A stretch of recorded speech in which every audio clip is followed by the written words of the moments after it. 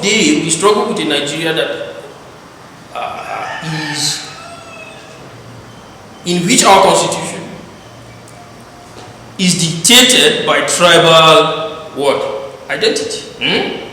That's the problem. The laws that are being made are dictated by, first of all, by tribal identity.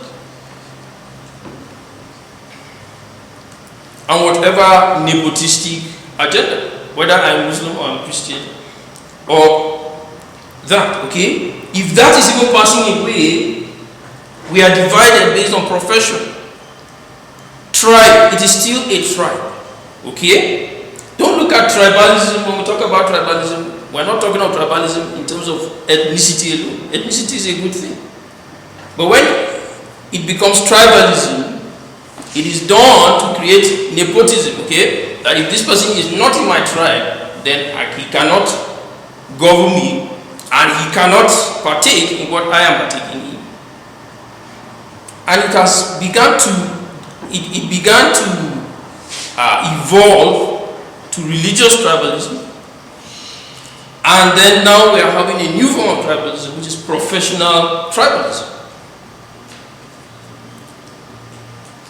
The proliferation of associations. Now go and say you want to register for a political party. See what will happen. Okay? It is designed to harbor tribalism. I tried that yesterday. If you don't belong to a particular group of, you cannot register as an individual. Well, I haven't tried going to the offices themselves. I can't find the office of the one I want to register for. Okay? It's not very popular, so I have to really look for it. But online, you have to join a particular group of people before you can register as a person. So as a Nigerian, you don't have a right and as an identity as a Nigerian carrying the national what? Identity card, passport, driver's license, whatever, voter's card. You can't register to be a member of that political party. So this is a problem. Tribalism, okay? It's not just about ethnic nationality, it's tribalism. We have to detribalize identity in this country for things to work. Because this affects us in everything we do. It is the root of corruption. It is the root of corruption. Because I can do whatever I want once my tribe protects me. Is that not? So you see, this is the problem. We need to detribalize Nigeria. Identity. We cannot change our ethnicity, okay? We are born different from different places. But the concept of tribalism goes beyond just ethnicity and is the foundation of corruption. And you have to do that before you can now fix the economy. Once you deal with corruption, you now fix the economy. Because this tribalism is causing a strangulation of the economy. Because what happens, it is just a natural thing. My tribe, so I will go and, as the popular saying goes, take part of the national cake, okay, in code, and I'll take it to my tribe, okay? But the problem that you don't see there is that even in that tribe, there is tribalism within the tribe, okay? Are you from my own family? So when the person now discovers that, look, I have competition in my own tribe, what's the next thing? Let me go and store it away somewhere else. Is that not? Let me store it away somewhere else. Maybe overseas. Okay? Somewhere nobody can find it. So that me and my own family, okay, will now enjoy it. So this is what tribalism creates. A destruction, a devastation of the economy.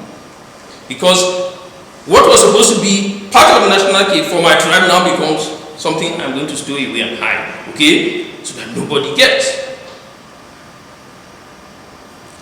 So the economy is being strangulated. Because everybody is coming Let me take my own. Let me take my own. And the rope is tightening. And it's not going into the country, it's going out.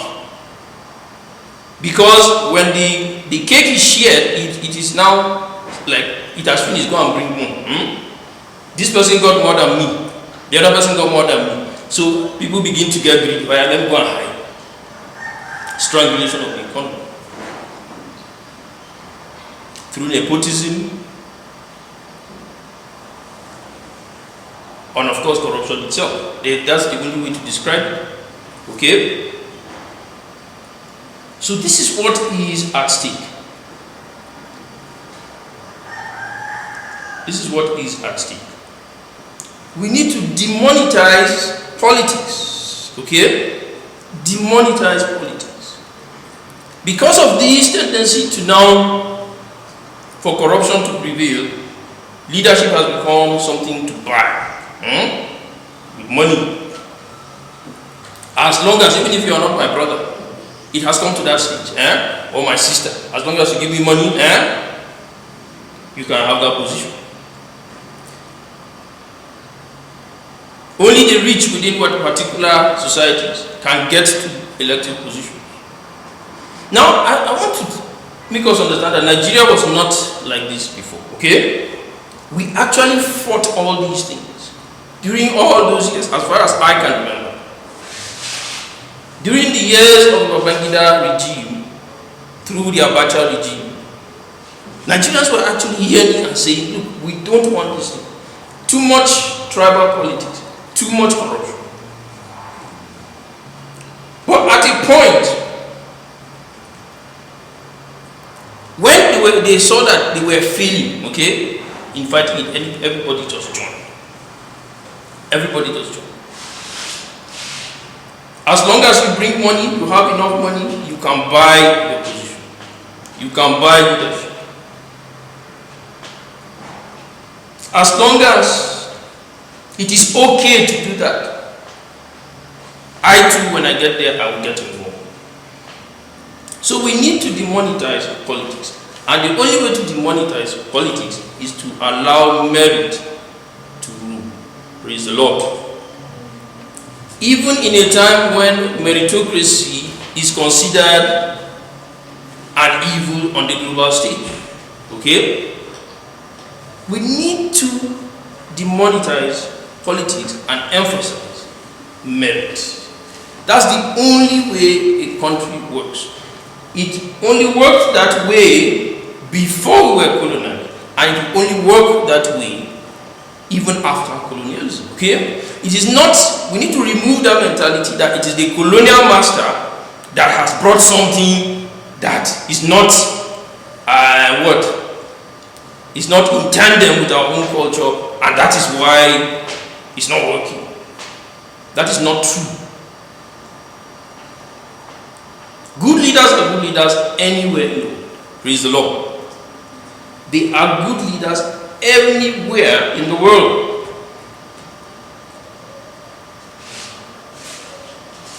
And when money is the first consideration in giving somebody leadership, you have removed, in fact, you've removed competition.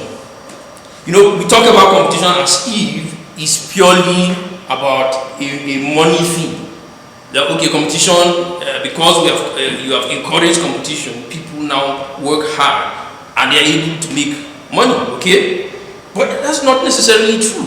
Because when you empower one side, give one side, what happens if you say, you give one side a 100 meters gap and you say, well, start running? Is it fair? No. So automatically, when you prioritize money, all that is all you're doing. That's all you're doing. And it's a shame that certain political parties, we have heard that certain political parties, that's what they're doing. Under the rationale that they want to reduce competition, okay? Too many people on the playing field, we create. The vote is supposed to do that, okay? You don't have to discourage people. Let them come, 100, 200, I want to contest. If you go and you go away with 0 votes, you know that you're not popular. It's simple. Okay? That's all. You don't need to make it difficult for people to be able to show themselves and say, I am interested in leadership. I have what it takes to change the situation. So we need to demonetize politics and instead concentrate our professional leanings, okay? Instead of creating a new tribalism, we should concentrate professional leanings to try to fix politics, okay? But we've seen that play its hand. We've seen doctors, people in the medical profession coming together to put forward candidates. We've seen lawyers do the same, okay? And these two professions, especially in Plateau State, are showing some kind of strength, okay? We've seen people in the engineering sectors, especially those in the building, also putting up a good show, okay? But the problem is that it's also in that tribal thing, okay? Not really in trying to now empower workers to be able to put up a good show in the political arena. The aim should be I'm so interested in what is going on in Nigeria because we have done all we should do as a process to get in where we should be. But something is wrong from the foundation. And what is wrong from the foundation? At a point, we refuse to tackle the most pressing issue. Tribalism, which leads to corruption. That's why I started with that, okay? Tribalism, which leads to corruption. When we deal with that problem, we deal with tribalism, we deal with corruption. We deal with corruption, we now deal with the economic problem, okay? Because people are now free to engage their professions with integrity, okay? And thus the system works. That is just what it is.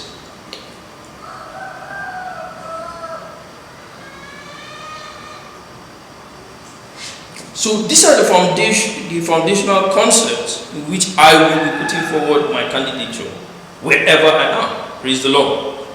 That is just the thing. Wherever I find myself, whichever party it is. It's unfortunate that we are working in this situation where it is so difficult because one party is always empowered to a point that, there seems to be just a one-party system because all the other smaller parties seem to be struggling, okay? So it's difficult for somebody like me to come into that state and succeed. And what I want to do is to continue with what people like Tunde Bakare have done, okay? Chris Okoti, okay? I'm a pastor, but I am saying that what it means to be a pastor is to be there in the thick of things. Praise the Lord. We don't just preach the gospel. But preaching the gospel means you are there in the thick of things. And this is what I've been preaching. In the church, we are losing what we call vocational ministry because of the same tribal sentiments. We are losing it. And so the pastoral profession has become another tribe. Is that not? So this is the problem. This is the problem. We need to detribalize identity, destrangulate economics, demonetize politics, and finally, decommodify development. And what is this about? And you find that all these things are kind of chained together. One causes the other, which causes the other. Okay? And what is it? We depend so much on commodities. When you get that money from the national cake, you go and buy this, buy that. Buy a car, buy a house, or build one, buy clothes, shoes, groceries. And it's all about that. Once that aim is achieved, we are finished. We're finished. So we are always waiting for the next salary. Always waiting for the next what? Money that will come from wherever. Whether from political campaigns or from another place. So election is based on who brings the biggest Ghana must go. or who has built a reputation of being free-handed before the election date. Okay? So because we're going to get the money, we're going to go and spend it on commodities. And that is what development has been limited to. People are building roads just because there's salary to get from building roads. There is no collective aim and agenda. Without a collective aim and agenda, there is no country, there is no nation. It is a facade. What you call a nation is a facade. When everybody is just looking for what I will get at the end of the month, I'm going to buy commodities. Because I want to feel like a big man, the next big man, okay? I want to drive that car.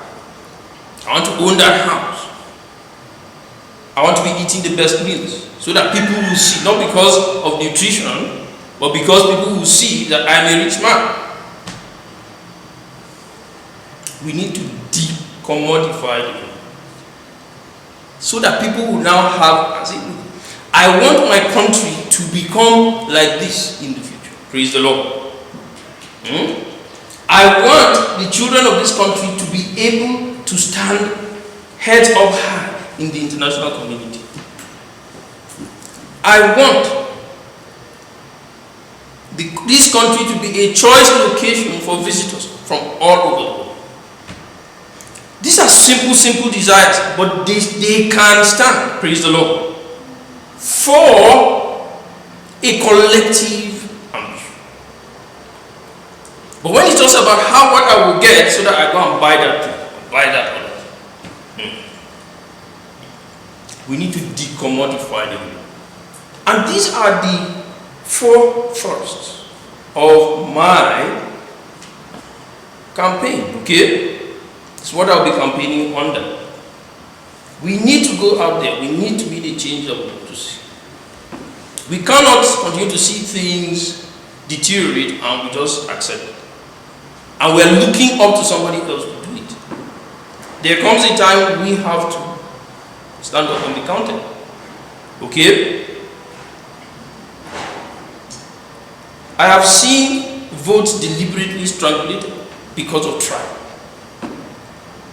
Even the desire to vote, okay? Strangulated because of tribe. We need to stop them. And that is why we need to reform the electoral body, okay? How it does its work. And we cannot do that without reforming the police and the military. I have told you that the military governed Nigeria for very long, okay? And most of us here, probably your generation has lived within the civilian, like I said, you don't know some of the things we know. And you think that because the civilian government is the ideal, this situation you are in is also the ideal. And this is the problem. Okay? This is the problem. If you don't know what to expect, you will always expect it. So this is a problem that we need to deal with. We need to work, sanitize the military, sanitize the police. And when we do these things, we can now sanitize INEC. Yeah? And we can now have the people we actually vote in the place of power. Okay? And hold them to account. You cannot hold them to account without sanitizing the police and the military and the judicial system as a whole. So this should be our thrust, ladies and gentlemen, as a generation. I am the oldest among, okay? Our generation is like a line between generations, okay? So we are leading your generation. And listen to us when we tell you that this is not what we planned for. Praise the Lord. This is not what we planned for. And we're heading nowhere if we accept this and we continue like this. So brothers and sisters, I just want to use this to introduce what I'm doing so that you will not be left behind in understanding what we are. Because one of the places that needs reform also is the religious sector, okay? Leaders of religion must stop peddling religion. They must stop abusing religion. Some of this abuse is by making people comfortable when they should not be, okay? And then going back to rouse these people against one another in the name of protecting one territory or the other. So this is the problem. We need to fix our own house. And doing that means we need to put our hands in the pond, okay? And say, look, I too am responsible.